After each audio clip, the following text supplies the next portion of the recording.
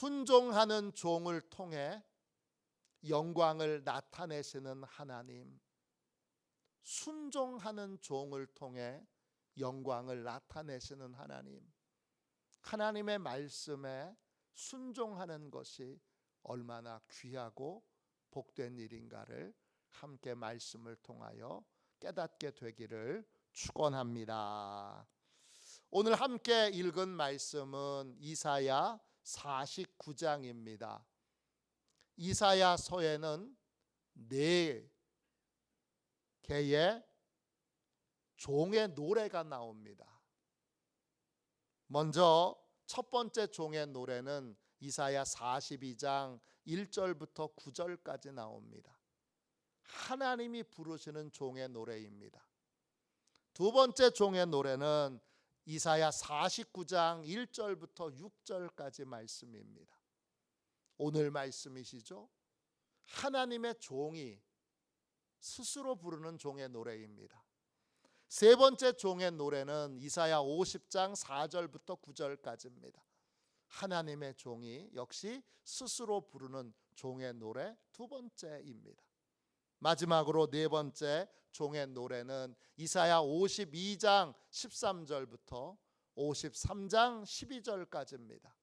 우리가 잘 아는 고난받는 하나님의 종의 노래가 여기에 포함되어 있는데, 이 노래는 백성들이 부르는 종의 노래입니다.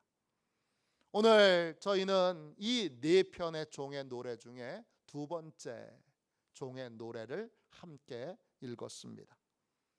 여기에서 종은 장차 오실 예수님을 말하고, 이 종의 노래는 예수님에 대한 예언입니다. 예수님은 하나님의 사명을 맡으신 하나님의 종이셨습니다. 그러나 예수님만이 하나님의 종은 아닙니다. 우리도 종입니다. 예수 믿는 우리도 예수님의 종입니다. 예수 믿는 우리를 그리스도인이라고 부릅니다. 그리스도인이라는 이름은 맨 처음 안디옥 교회에서 불려졌습니다. 사도행전 11장 26절입니다. 만남의 안디옥에 데리고 와서 둘이 교회에 1년간 모여 있어 큰 무리를 가르쳤고, 제자들이 안디옥에서 비로소 그리스도인이라 일컬음을 받게 되었더라. 바나바와 바울이 만나서 1년 동안 안디옥 교회에서 성도들을 가르쳤습니다. 이때 많은 변화가 있었고, 믿지 않는 사람들이 변화된 안디옥 교회 성도들을 보고 그리스도인이라고 부르게 됐습니다. 그리스도인 무슨 뜻이죠? 그리스도인 헬라어로 크리스티아노스예요. 뜻은 그리스도를 따르는 사람, a follower of Christ예요. 그리스도를 따르는 사람들이에요. 그리스도는 우리의 주님이시고, 그리스도인은 그리스도를 따르는 사람입니다. 예수님은 제자들을 부르시면서 이렇게 말씀하셨습니다. 마가복음 1장 17절입니다. 나를 따라오라. 내가 너희로 사람을 낚는 어부가 되게 하리라. 따라오라. 이 말은 두 개의 단어로 이루어져 있어요. 듀테와 오피소예요. 듀테는 가까이 오라는 뜻이에요. 오피소는 등 뒤라는 뜻이에요. 따라오라는 말은 뭐냐? 예수님 뒤에 있으라는 거예요. 예수 그리스도를 따르는 그리스도인은 누구냐? 예수님 뒤에 있는 사람이에요. 무엇이든지 예수님보다 앞서지 않고, 내 생각과 판단을 앞세우지 않고 반드시 예수님의 허락을 따라서 삶을 사는 사람이 그리스도인이에요. 또 예수님 뒤에 있으면 누구만 보여요? 예수님만 보이잖아요.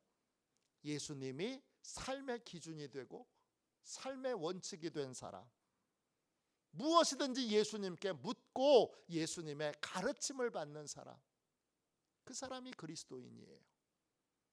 또 예수님 뒤에 숨어 있으니까 누구만 드러나요? 예수님만 드러나게 됩니다. 언제나 예수님만 드러내고 예수님께만 영광 돌리는 사람, 그 사람이 그리스도인이에요. 이런 삶을 사는 그리스도인, 이 그리스도인을 다른 말로 예수님의 종이라고 부릅니다. 우리는 예수님을 나의 주인으로 영접함으로 그리스도인이 되었습니다. 그리스도인은 예수님 뒤에서 묵묵히 예수님의 종으로 사는 사람들입니다. 예수님의 종으로 살고 계십니까? 오늘 예수님이 우리에게 묻습니다. 너희는 나를 누구라고 믿느냐? 이 물음에 어떻게 대답하느냐에 따라서 우리는 영생을 얻을 수도 있고 영벌에 처해질 수도 있습니다. 구원받은 우리는 이렇게 대답해야 합니다. 예수님은 나의 주인이십니다. 예수님은 나의 주인이시고 나는 예수님의 종입니다. 이사야 49장 1절부터 6절은 종의 노래로 하나님의 종은 어떤 믿음으로 사는가, 이걸 우리에게 알려주고 있습니다. 하나님의 종이신 예수님을 본받아 우리도 믿음을 가진, 바른 믿음을 가진 예수님의 종이 되어야 합니다. 오늘 말씀은 하나님의 종이 어떤 믿음으로 사는가, 이걸 가르쳐 주고 있습니다. 이 말씀을 통하여 바른 믿음을 가진, 바른 믿음으로 사는 예수님의 종들이 다 되시기를 주님의 이름으로 축원합니다. 하나님의 종은 어떤 믿음으로 삽니까? 첫 번째, 하나님의 종은 하나님께서 나를 가장 잘 이해하신다는 믿음으로 삽니다. 나를 가장 잘 아는 분, 나를 가장 잘 이해하는 분은 하나님이셔, 예수님이셔, 성령님이셔. 이 믿음으로 사는 게 바로 하나님의 종입니다. 1절 말씀 보세요. 이사야 49장 1절입니다. 섬들아 내게 들으라, 먼 곳 백성들아 귀를 기울이라. 여호와께서 태에서부터 나를 부르셨고 내 어머니의 복중에서부터 내 이름을 기억하셨으며. 이사야 선지자가 섬들을 향해서 너희들 하나님 말씀 들어, 이렇게 말합니다. 이때 섬은 사람들이 살고 있는 섬입니다. 그러니까 섬에게 말한 것이 아니라 섬에 살고 있는 사람들에게 말하는 것입니다. 또 먼 곳에 사는 백성들에게도 하나님 말씀을 들으라고 외칩니다. 무슨 말씀을 들어야 되는 겁니까? 하나님이 나를 가장 잘 이해하시고 나를 가장 잘 아신다는 걸 깨달아야 한다는 것입니다. 하나님은 어머니 자궁에서 이미 나를 아시고 나를 부르셨다고 했습니다. 불렀다, 이 말이 히브리어로 콰라예요. 어서 와, 이렇게 부르는 의미도 있지만 리드, 읽는다는 뜻도 있어요.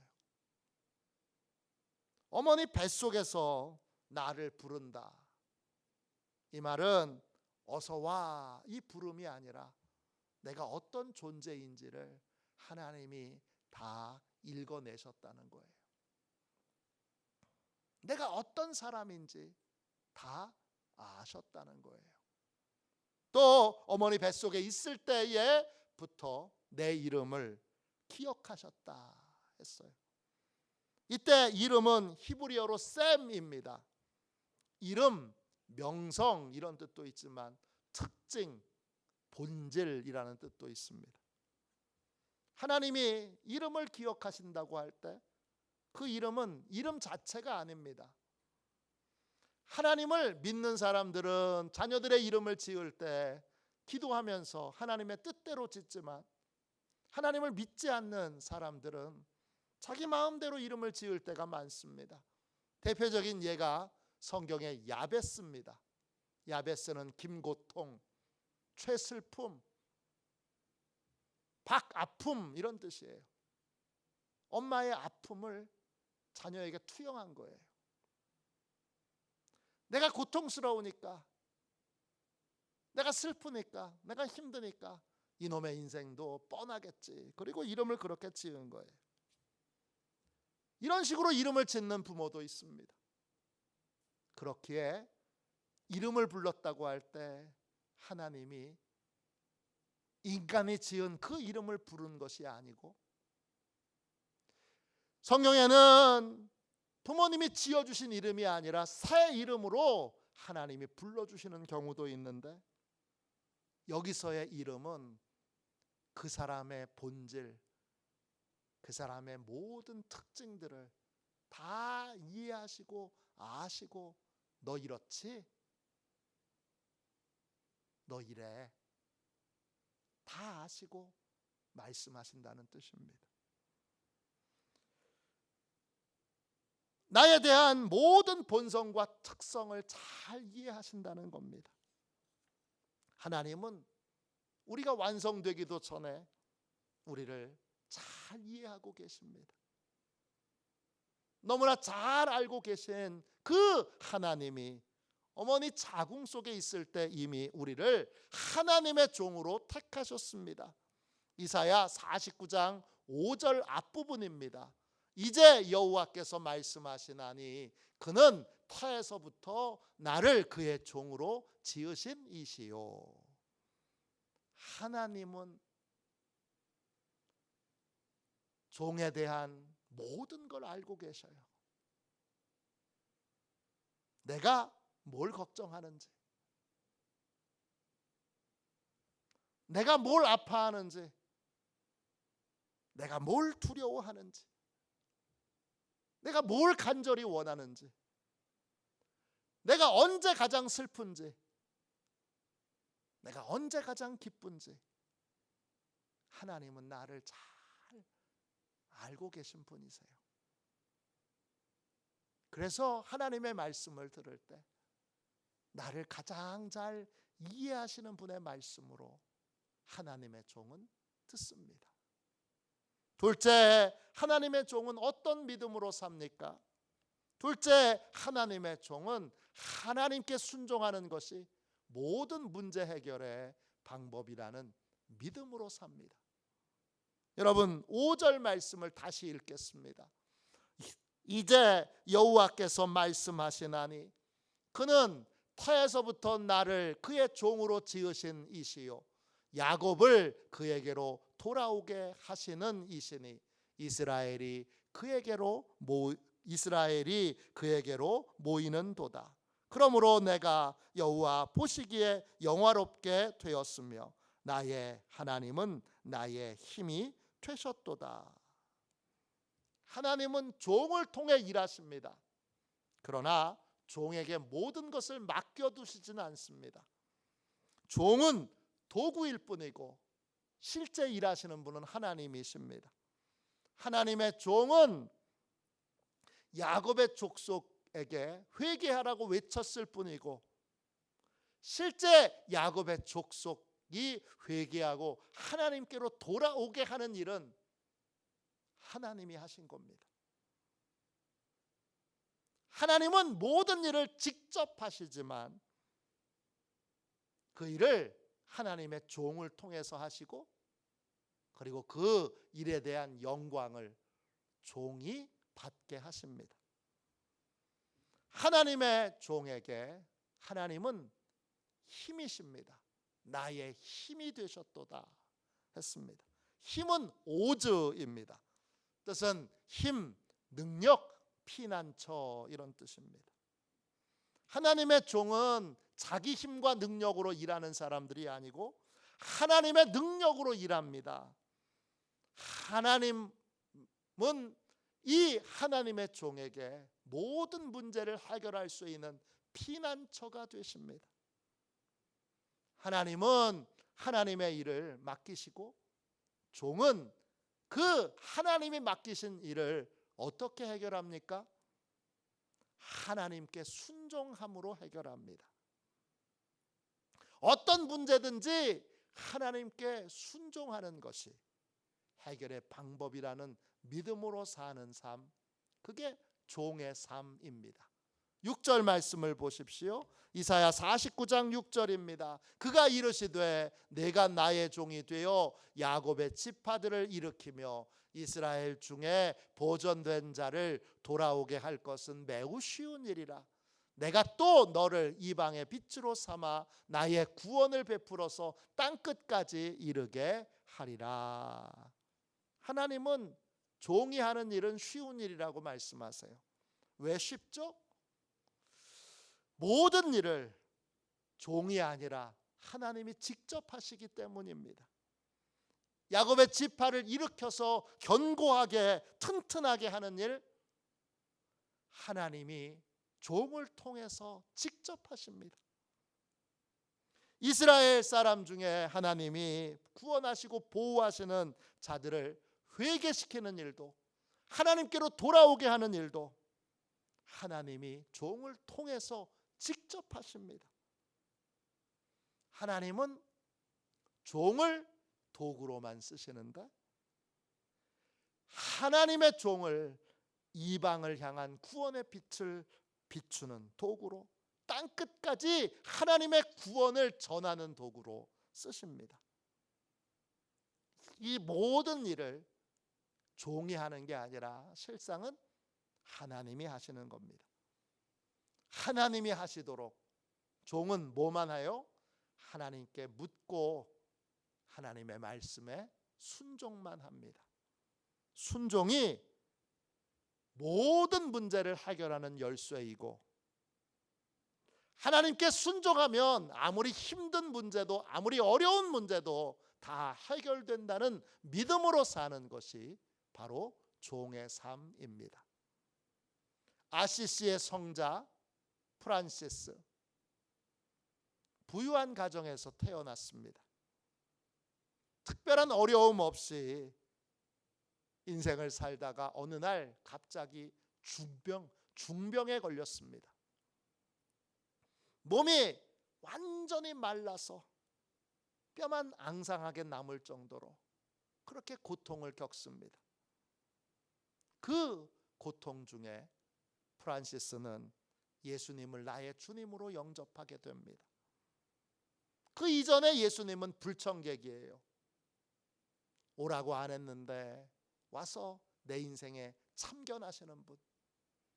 예수님, 내 인생에 간섭 좀 그만하세요. 내 인생은 내 거예요. 그렇게 예수님을 간섭하는 사람, 참견하는 사람으로 여겼는데 도저히 치유받을 길이 없는 질병 앞에서 그는 예수님을 나의 주님으로 영접하고 예수님께 순종하기 시작합니다.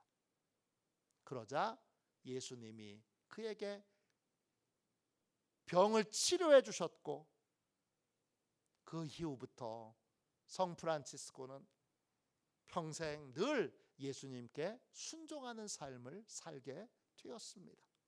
순종이 치유의 방법입니다. 16대 미국 대통령 에이브러햄 링컨, 전에는 아브라함 링컨 그랬는데 요즘은 에이브러햄 링컨, 이렇게 이름이 좀 어렵게 바뀌었어요. 링컨도 예수님께 순종함으로 문제를 해결했던 사람입니다. 많은 분들이 링컨이 독실한 기독교인으로 그렇게 알고 있지만 그의 고백에 따르면 그가 예수님을 나의 주님으로 영접한 건 그의 인생의 후반기입니다. 그는 남북 전쟁 중에 그의 친구에게 이런 편지를 보냅니다. 내가 스프링필드에 갔을 때만 해도 나는 크리스천이 아니었네. 스프링필드를 떠나 워싱턴으로 향할 때 나는 자네에게 기도를 부탁했지만 그때에도 나는 크리스천이 아니었네. 게티스버그 전투 이후 나는 내 마음을 그리스도에게 바치기로 결심했다네. 게티스버그 전투는 남북전쟁 중에 가장 치열했던 전쟁입니다. 남군과 북군이 통합해서 5만 1,000명 이상이 죽었습니다. 북군은 2만 3천 명 정도가 죽었고 남군은 2만 8천 명 이상이 죽었습니다. 정말 시신이 산더미같이 쌓였던 끔찍한 전쟁입니다. 이 끔찍한 전쟁에 대통령이었던 링컨은 자신의 무기력함을 철저히 느낍니다. 수많은 청년들이 시체 더미로 쌓여 있는 걸 보고 그는 자신에게 구원이 필요하다는 걸 인정합니다. 그리고 그 전투의 현장에서 예수님을 나의 주님으로 영접하고 진심으로 예수님의 말씀을 따르는 사람이 되기로 결심합니다. 그 결과 남북전쟁은 북군의 승리로 끝나게 됩니다. 예수님을 나의 주님으로 영접했을 때, 그리고 예수님의 말씀에 순종하는 삶을 살 때 고통은 끝나고 전쟁은 끝나고 평화와 축복의 인생을 살게 되는 것입니다. 2009년도 상영된 영화 중에 파이어 프루프라고 하는 영화가 있습니다. 기독교 영화예요. 혹시 제가 넷플릭스가 없으니까 모르겠는데 있으시면 넷플릭스에 혹시 찾아보시고 아니면 다른 곳에 찾아보시고 이 영화가 있거든 꼭 보십시오. 이 영화는 이혼 위기에 처해 있는 소방관 이야기입니다. 주인공은 이혼 위기에 처해 있습니다. 뭘 해도 안 돼요. 뭘 해도 오해가 쌓여만 갑니다. 그런 상황에서 이 주인공이 예수님을 나의 주님, 나의 하나님으로 영접하고 그때부터 예수님께 순종하기 시작합니다. 그는 자신의 힘으로는 부부관계를 개선할 수 없다는 걸 인정했습니다. 그리고 예수님이 해주셔야 된다고 믿고 예수님을 나의 주님으로 인정하고 그리고 예수님께 순종하는 삶을 살기 시작합니다. 그러자 도저히 불가능해 보였던 아내와의 관계가 개선되고 아내의 마음이 남편에게로 돌아오게 됩니다. 부부 사이의 갈등도 순종이 해답입니다. 자녀와의 갈등도 순종이 해답입니다. 위기에 처한 회사도 순종이 해답입니다. 하나님의 종은 하나님이 해결해 주셔야 합니다. 이렇게 믿고 모든 문제 해결의 방법을 딱 하나, 하나님께 순종하는 것으로, 예수님께 순종하는 것으로, 성령님께 순종하는 것으로 삼습니다. 어떤 문제든지 문제 해결의 방법은 하나, 예수님께, 하나님께, 성령님께 순종하는 것입니다. 이걸 믿고 이 믿음으로 사는 사람이 하나님의 종입니다.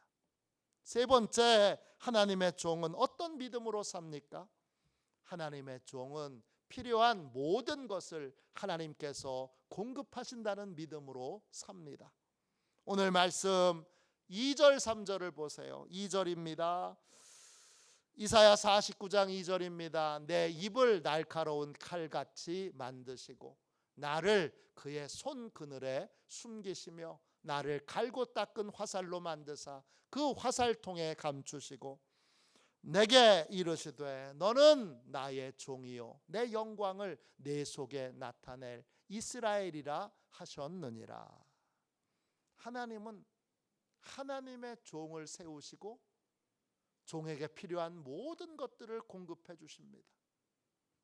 하나님은 종의 무딘 입술을 날카로운 칼이 되게 하십니다.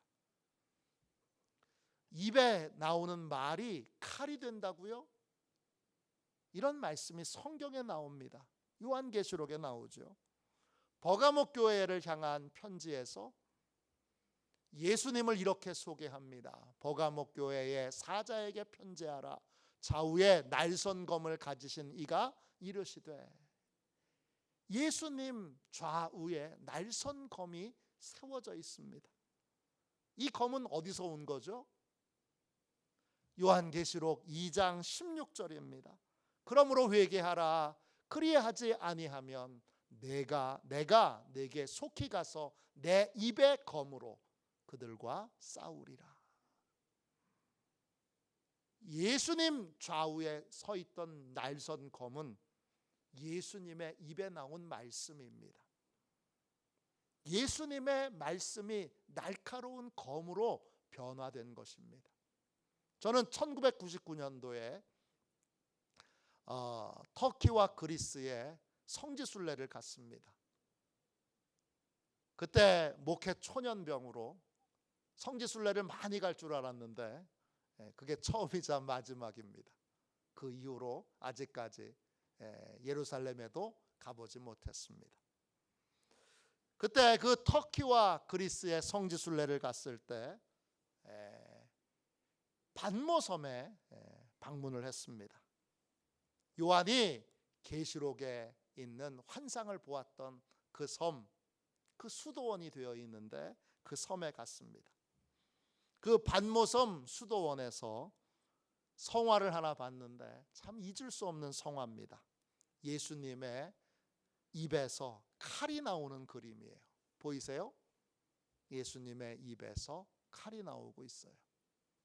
이게 반모섬에서 그려진 그림이에요. 아주 직관적으로 저렇게 입 바로 옆에 칼이 나오도록 저렇게 그려낼 줄 몰랐는데 저렇게 직관적으로 그림을 그리고 있어요.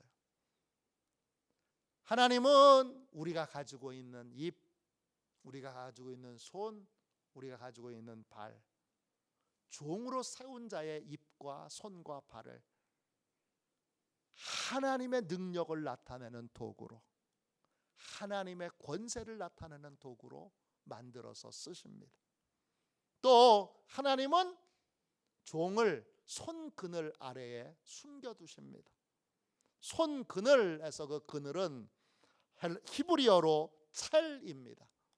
뜻은 그늘, 피난처라는 뜻이에요. 하나님은 하나님의 종에게 피난처를 제공해 주세요. 힘들고 어려울 때마다 보호를 받도록, 또 쉬도록 하나님은 항상 피난처를 제공해 주세요. 또 하나님은 종을 갈고 닦은 화살같이 만드셔서 하나님의 화살통에 감춰두십니다. 갈고 닦은 화살에서 그 갈고 닦는다 이 말이 바라트예요. 뜻은 깨끗하게 하다, 정화하다 이런 뜻이에요.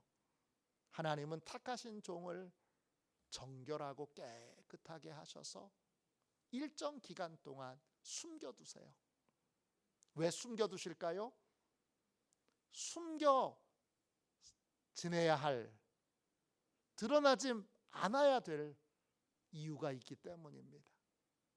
하나님은 적절한 때에 우리를 하나님의 권능의 도구로 쓰시고, 적절한 때에 우리를 쉬게도 하시고, 또 적절한 때에 보호를 받게도 하시고, 또 적절한 때에 우리를 숨겨두시기도 합니다.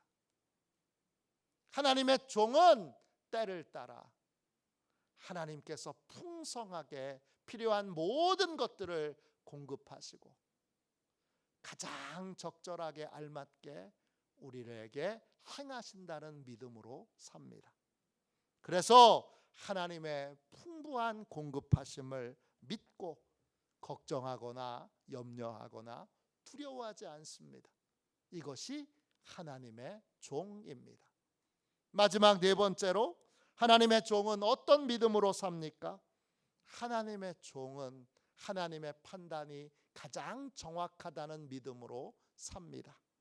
오늘 말씀 4절 말씀을 보세요. 이사야 49장 4절입니다. 그러나 나는 말하기를 내가 헛되이 수고하였으며 무익하게 공연히 내 힘을 다하였다 하였도다. 참으로 나에 대한 판단이 여호와께 있고 나의 보응이 나의 하나님께 있느니라. 하나님의 종에게도 절망이 찾아올 때가 있습니다. 낙심이 찾아올 때가 있습니다. 자기의 수고와 헌신이 헛되다고 느끼는 순간이 하나님의 종에게도 있습니다. 하나님의 종은 그럴 때 이런 생각을 하게 됩니다. 내가 헛되이 수고했고 무익하게 공연히 내 힘을 다했구나. 이 말을 헬라어 원어 하나하나로 다 설명하면 시간이 많이 걸리니까 헬라어 원어로 이 말을 번역하면 이렇게 됩니다. 내가 숨을 헐떡거리며 최선을 다해 달려왔는데 아무것도 이루어진 것이 없고 내가 힘을 다해 행했던 일들이 공중에 흩어지는 공기처럼 다 사라지고 아무것도 없구나. 원어를 번역하면 이렇습니다. 종에게 이런 생각이 찾아올 때가 있습니다. 하나님이 평생 하라고 하시는 일들을 했는데, 하나님이 평생 지키라고 하신 걸 지켰는데 아무런 열매가 없는 것 같은 순간이 있습니다. 하나님이 교회 개척하라고 하셔서 평생 상가에 있는 작은 교회를 지켰습니다. 그런데 자녀들이 와서 말하죠. 아빠는 한 게 뭐가 있어? 절망합니다. 낙심합니다. 모든 젊음을 하나님께 순종하는데 다 바쳤는데 큰 열매나 성과가 보이지 않습니다. 이런 순간이 하나님의 종에게 찾아올 수 있습니다. 이때 하나님의 종은 내 생각, 내 판단에 오래 머물러 있어서는 안 됩니다. 하나님의 종은 나의 생각과 나의 판단과 하나님의 판단이 다를 수 있다는 걸 기억해야 합니다.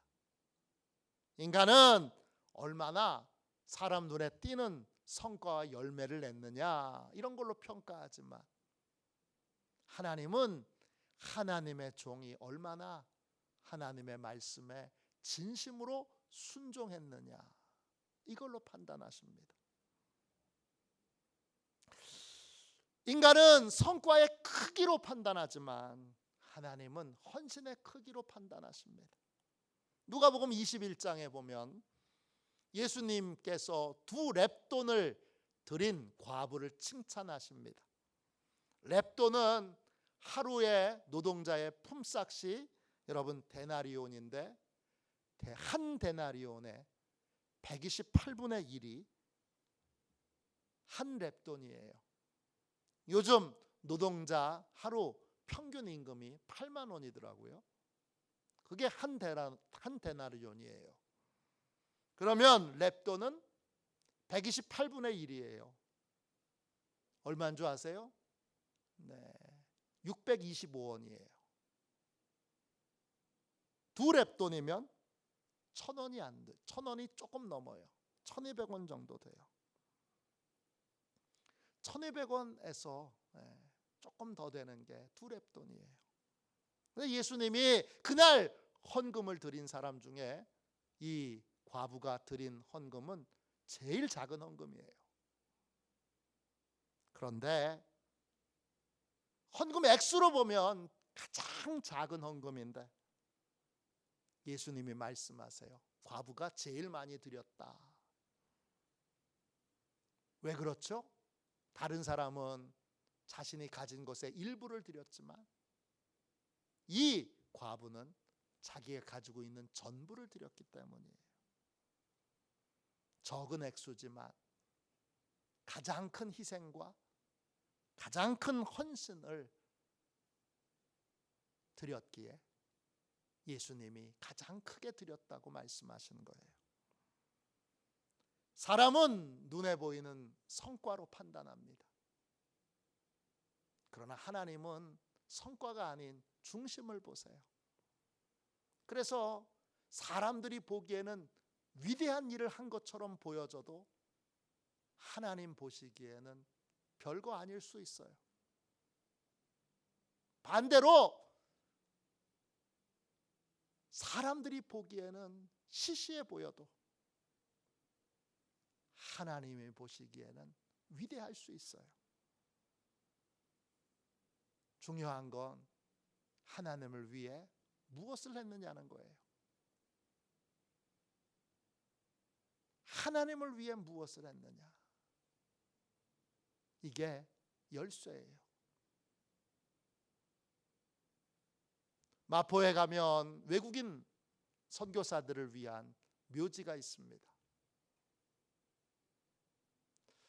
시간이 되시면 한번 꼭 그 마포에 있는 외국인 선교사 묘지를 방문해 보십시오. 그 묘지에 가면 아주 작은 무덤들이 있습니다. 선교사 자녀들의 무덤이에요. 1살, 2살, 4살, 5살 한국의 자녀들 데리고 오거나 또는 한국에서 결혼해서 자녀를 낳고 그 자녀가 풍토병 때문에 이질 때문에 죽어서 그 땅에 묻은 거예요. 초기 한국의 선교사들은 자기 자녀들을 이 땅에 묻으면서 선교했습니다. 그 선교사들 중에는 미국에서 의학 박사 학위를 딴 그런 분도 계시고 철학 박사 학위를 가진 분도 계세요. 여러분, 한국에 들어왔을 때 놀랍게도 미국에는 엘리베이터가 있었습니다. 아주 수동식이지만 초기지만 엘리베이터가 있던 나라에서 조선에 온 겁니다. 그리고 이 조선 땅에 자기 자녀들을 묻었습니다. 얼마나 눈에 보이는 헌신을 했느냐, 이게 하나님의 기준이 아니에요. 얼마나 큰 성과를 냈느냐가 아니라 얼마나 하나님을 위하여 소중한 것을 드렸느냐, 얼마나 큰 희생을 했느냐, 얼마나 큰 섬김이 있었느냐, 이게 하나님의 기준이에요. 그러니까 하나님의 종은 사람의 평가에 따라서 낙심하거나 절망하지 않고, 낙심하는 마음, 절망하는 마음이 찾아올 때 즉시 정확하게 판단하시는 하나님 앞에 부끄럽지 않은 자로 그렇게 섬기며 살기로 결심합니다. 이게 바로 하나님의 종의 모습입니다. 그리스도인은 모두 예수님이 주인 되신 예수님의 종입니다. 예수님의 종은 예수님을 믿는 믿음으로 삽니다. 예수님의 종은 예수님이 다 아셔, 다 이해하셔, 이 믿음으로 삽니다. 예수님이 내 모든 문제를 해결하시는 열쇠가 되셔. 그래서 순종합니다. 예수님이 필요한 모든 것을 적절한 때에 공급해 주셔. 그래서 걱정하거나 염려하지 않습니다. 예수님이 모든 것을 가장 정확하게 판단하셔. 그래서 예수님의 판단을 믿고 따릅니다. 지금 예수님의 종으로 살고 계십니까? 예수님을 믿는 믿음으로 예수님께 깊은 이해를 받으며 예수님의 능력으로 문제를 해결받으며 또 필요한 것을 적절하게 공급받으며 정확한 예수님의 판단을 따라 사는 진짜 예수님의 종으로 사는 저와 여러분이 되시기를 주님의 이름으로 축원합니다. 이 시간 우리 함께